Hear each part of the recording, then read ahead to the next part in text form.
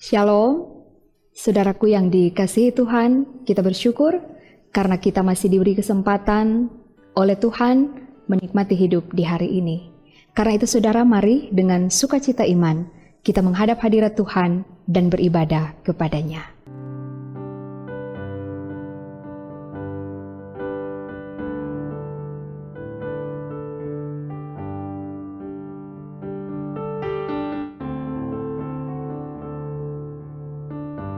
Saudaraku, sebelum kita membaca, mendengar firman Tuhan di hari ini, mari kita berdoa. Bapa di sorga, Bapa yang kami sembah, kami muliakan di dalam Tuhan Yesus. Kami bersyukur karena kami boleh menikmati hari yang baru ini. Sebelum kami melakukan segala aktivitas kami datang menghadap Engkau Tuhan. Kami mau mendengar firman-Mu sebagai pedoman dalam hidup kami. Maka berfirmanlah kepada kami ya Tuhan. Kami sedia untuk mendengar. Dalam nama Tuhan Yesus, firman yang hidup kami berdoa. Amin. Saudara, mari kita membaca bagian Alkitab di hari ini di dalam Injil Matius pasal 4 ayat yang ke-7. Demikian bunyi firman Tuhan. Yesus berkata kepadanya, "Ada pula tertulis, janganlah engkau mencobai Tuhan Allahmu." Demikian pembacaan Alkitab dan tema renungan kita hari ini, jangan mencobai Tuhan Allahmu. Saudaraku yang dikasihi dan diberkati Tuhan, ini adalah perkataan Tuhan Yesus ketika iblis mencobai dia untuk kedua kalinya. Saat itu iblis membawa Yesus di atas bubungan bait Allah dan meminta Yesus menjatuhkan diri ke bawah untuk membuktikan bahwa Tuhan Allah akan mengirim malaikat datang menolongnya. Tuhan Yesus percaya bahwa Allah Bapa menyertai dia dan memiliki kuasa untuk melakukan semua. Yesus tidak perlu lagi menguji kebenaran itu, apalagi meminta Bapanya untuk melakukan mujizat yang menimbulkan sensasi seperti yang diinginkan oleh iblis. Karena itu dengan tegas, Yesus katakan, "Ada pula tertulis, janganlah engkau mencobai Tuhan Allahmu." Ini juga mengingatkan peristiwa di Masa dan Meriba ketika orang Israel mencobai Tuhan Allah. Pada waktu itu, di saat bergumul, merasa haus, mereka mempertanyakan, adakah Tuhan di tengah-tengah kita atau tidak? Karena keraguan dan ketidakpercayaan, mereka menantang Tuhan untuk membuktikan kehadirannya dan penyertaannya. Saudaraku yang dikasihi Tuhan, firman Tuhan hari ini mengingatkan kita juga agar jangan mencobai Tuhan Allah. Mengapa kita tidak boleh mencobai Tuhan Allah? Karena mencobai Tuhan Allah adalah tindakan yang sia-sia dan hanya akan membawa kita jatuh dalam dosa. Mencobai Tuhan Allah berarti kita tidak percaya kepadanya. Mencobai Tuhan Allah itu tanda bahwa kita meragukan kuasanya.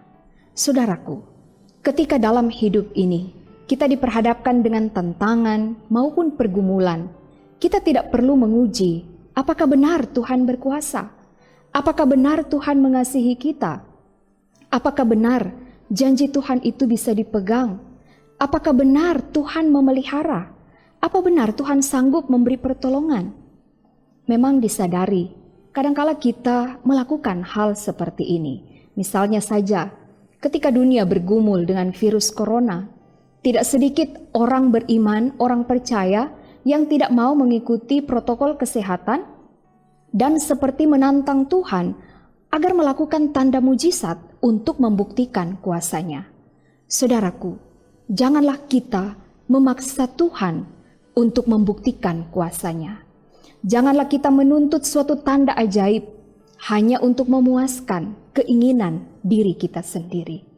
Kalau kita mengaku percaya kepada Tuhan, percayalah dengan sungguh-sungguh, jangan ragu. Kalau kita mengaku beriman kepadanya, berimanlah teguh, jangan bimbang. Dan mintalah hikmat Tuhan agar kita memiliki kepekaan dan dapat menjalani hidup dengan arif dan bijaksana dan senantiasa memiliki hidup yang berkenan kepada Tuhan. Amin. Mari kita berdoa. Terima kasih Tuhan untuk firman di hari ini. biarlah kami akan selalu percaya dengan sungguh kepadamu.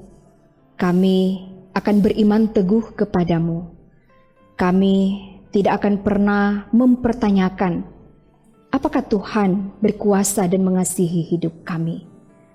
Kami hanya cukup percaya saja, yakin bahwa Tuhan sanggup melakukan banyak perkara besar dalam hidup kami. Karena itu Tuhan kiranya menuntun kami dengan hikmat-Mu, agar supaya kami arif dan bijaksana dalam menjalani kehidupan beriman kami di tengah dunia ini. Dan tolonglah kami, agar supaya tidak mudah jatuh di dalam dosa. Terima kasih Tuhan, kami berdoa bagi setiap orang yang boleh bersama-sama mengambil bagian dalam renungan harian keluarga di hari ini. Kiranya berkat Tuhan boleh menjadi bagian hidup kami semua. Dan kami berdoa untuk segala aktivitas tugas kerja kami sepanjang hari ini. Kiranya tetap ada dalam tuntunan Tuhan. Diberkati pelayanan dari Jemaat Gemim Bukit Moria Rike Manado. Biarlah apa yang disiarkan melalui channel YouTube Multimedia Gemim Bukit Moria Rike boleh menjadi berkat bagi banyak orang. Ini kami Tuhan yang berdoa, bermohon sambil mengucap syukur hanya di dalam nama Tuhan Yesus. Amin. Saudara, demikianlah firman Tuhan di hari ini. Terima kasih atas kesediaan saudara untuk mengikuti renungan harian keluarga dari channel YouTube Multimedia Gemim Bukit Moria Rike Manado. Selamat beraktivitas, tetaplah berdoa, rajin baca Alkitab setiap hari, selalu melakukan kebaikan, dan jadilah berkat. Tuhan Yesus memberkati.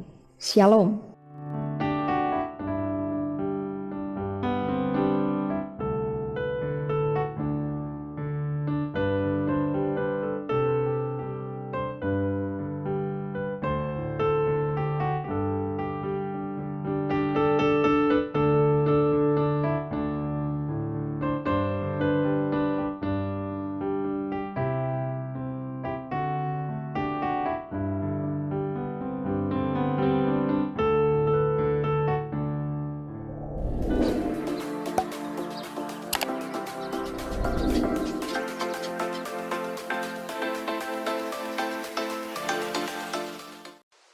Jangan lupa subscribe channel Gemim Bukit Moria Rike.